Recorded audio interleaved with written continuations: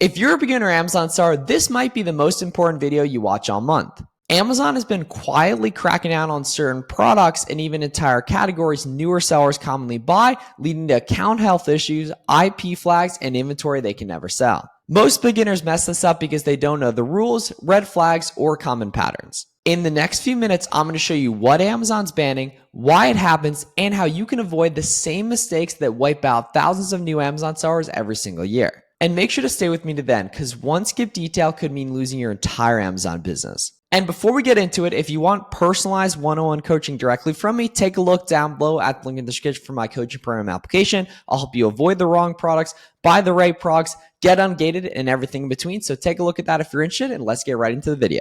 I'm going to show exact examples of each type of product you need to avoid and talk through why they're actually getting banned and what issues you can run into if you are to sell them, so you can make sure to avoid it right here. The first type of product you want to make sure you avoid is actually one where Amazon's not cracking down, but the brand owners are cracking down, and that's going to be IP complaint issues. So obviously the beauty of online and retail arbitrage is we're selling products that customers already know, like, and trust because someone else has built the brand. We're just hopping onto the existing demand and selling on these listings that other sellers are already making money on. But the brand owners do have control to tell us we can't sell them if they ever want to. And the nice thing is, as long as you're buying stuff retail and online arbitrage, you can prove that the items you're selling are legit. But you want to make sure you're avoiding listings that have IP complaint, aka intellectual property complaint history, to make sure you're buying products that the brands actually want people reselling and not ones they're cracking down and just ones they don't want people to sell on their platform. So here's an example of an IP complaint listing. You want to make sure you always take a look at the seller imp and Keepa data and avoid products like this. So if we scroll down to the Keepa chart on this item and go to the 3-month data, we can see it looks like a pretty nice steady listing, even on the year-long data. But I always want to take a quick glance at the all-time data as well. And if I scroll into mid-2024 right here, I can see the competition was humming along between 20 and like 25, 26 sellers, and then randomly dropped down to 0 one day, which shows, in my opinion, a clear IP complaint where the competition was humming along and then randomly dropped down to 0. This is basically where the brand owner, which in this case would be Pretty Feet and Hands, was like, no, we don't want resellers carrying this product, and they decided to kick everyone off here. So if you ever see history of stuff like this, you always want to make sure you avoid products like this right here. Interestingly enough, they actually haven't done this lately, and there's been other sellers reselling this product, but I'm never going to recommend buying products with IP complaint history, and that's where seller imp and Keepa comes really into play. Taking a look at this. Every now and again, you'll also see an IP alert on seller imp right here that doesn't show in this product.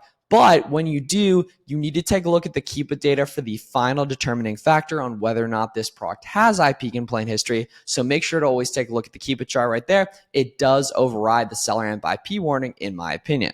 This next one is a super common one in the reselling space, guys, and that's going to be products that are branded incorrectly on Amazon. So if we take a look at this listing, if we just take a look at the branding of the product, we can see it's under Better Homes and Gardens, which is clearly the manufacturer of this listing. We could obviously check that on ChatGPT if we wanted to, but I don't really think you need to.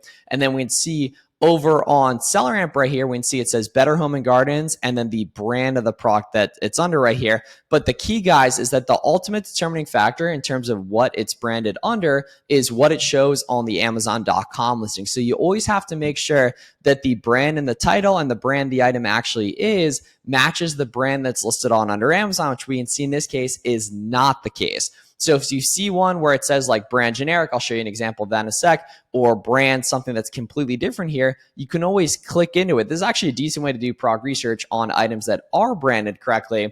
We can see right here, Monster Energy and Starbucks obviously should not be under the same brand on Amazon, and Nitro just doesn't make sense in terms of the brand name for either of them right here. And they definitely are not from the same manufacturer as Better Home and Gardens right here. So you have to make sure that products you're selling on Amazon, the brand and the title and the brand in terms of the actual item matches the brand it's listed on under on Amazon to make sure you're selling products that are branded correctly. The next type of product you totally want to avoid is going to be generic brand listings. And there's 2 places that you're going to look for a potentially generic branded listing. The first one is going to be the brand name that actually shows on Amazon right under the title, like that last example we took a look at, as well as on SellerAmp here for the generic brand notification. I've never seen an incorrect generic brand notification. So when it has that GB, you always want to make sure you avoid it. And if we click into that, we can see it's basically not listed under a specific brand on Amazon. It's listed under generic brand with 100,000 listings right here. And I believe the reasoning on that is because it opens up Amazon to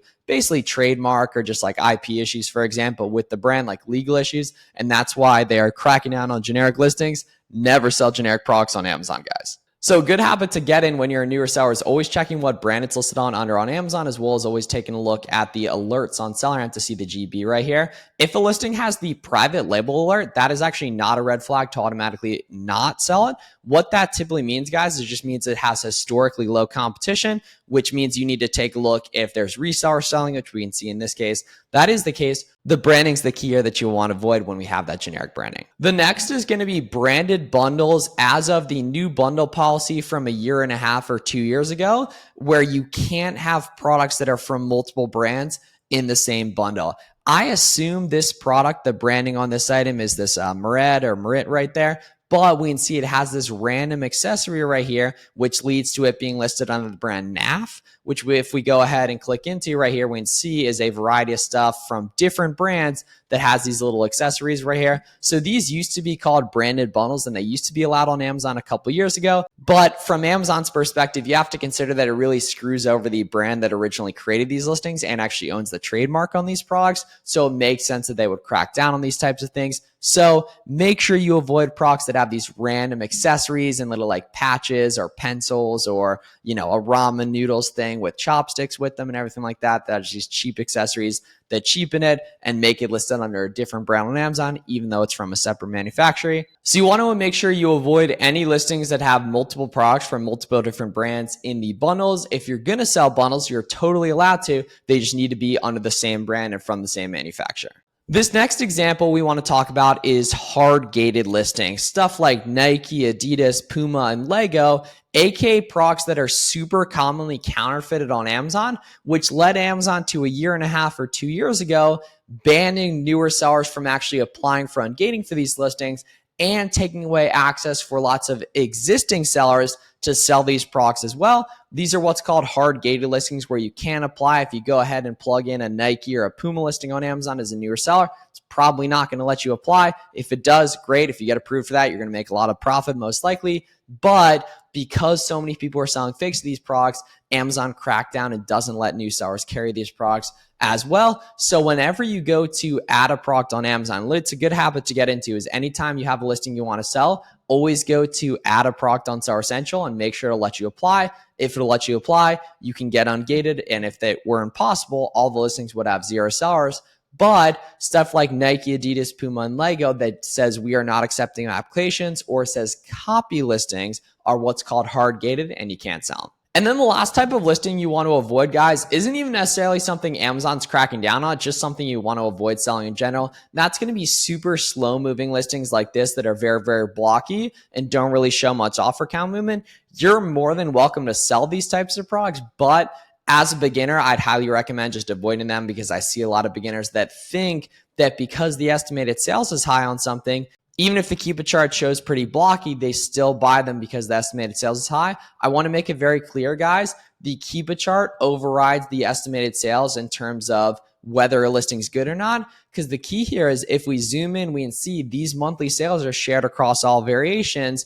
Meanwhile, the Keepa chart for a specific variation is variation specific. So we can see this doesn't really sell. There's not really much offer count movement. So this is something you want to avoid here. So keep that in mind, guys, that the Keepa chart is the overall determining factor on how fast a listing sells. Just a super common mistake I see a lot of beginners make. So that's the types of products Amazon's cracking down on that you totally want to avoid selling. If you have any questions, let me know down below in the comments. If you're interested in personalized one-on-one coaching directly from me, take a look at that down below at the link in the description as well. If you want to see the best types of beginner products to sell, auto-ungate leads, click this video to watch me do some auto-ungate product research. Subscribe for more. See you guys in the next one.